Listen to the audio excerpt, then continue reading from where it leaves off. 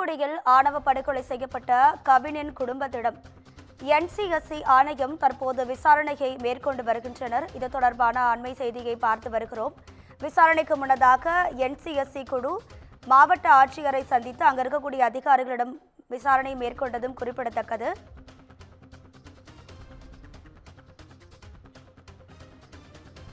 கவின் குடும்பத்தாரிடம் நேரில் சென்று விசாரணை நடத்தியது தேசிய பட்டியல் ஜாதியினர் ஆணையம். இது குறித்தான கூடுதல் தகவல்களை நமது செய்தியாளர் மணிகண்டன் வழங்கிட கேட்கலாம். மணிகண்டன், வணக்கம். உங்க முழு விவரங்கள். வணக்கம். திருநெல்வேலி மாவட்டம் KTT நகர் பகுதியில் கடந்த 27ஆம் தேதி IT ஊழியர் கவின் காதல் விவகாரத்தில் வெட்டி படுகொலை செய்யப்பட்டார்.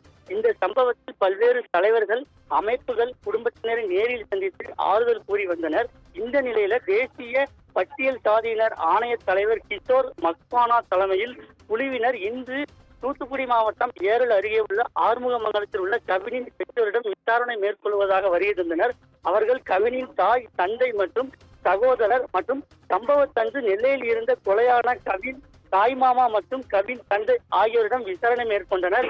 கொலை சம்பவம் தொடர்பாக காவல்துறை ஆவணங்கள் சரிபார்க்கும் பணி முடிந்த நிலையில் புகார்தாரரிடம் விசாரணை நடத்த உள்ளனர். முன்னதாக இந்த குழுவினர் திருநெல்வேலி மாவட்ட ஆட்சியர் அலுவலகத்தில் உயர் அதிகாரிகளுடன் ஆலோசனை மேற்கொண்டனர்.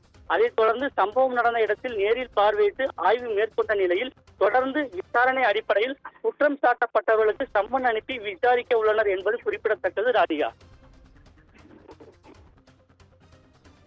உங்க தகவல்களுக்கு நன்றி மணிகண்டன்.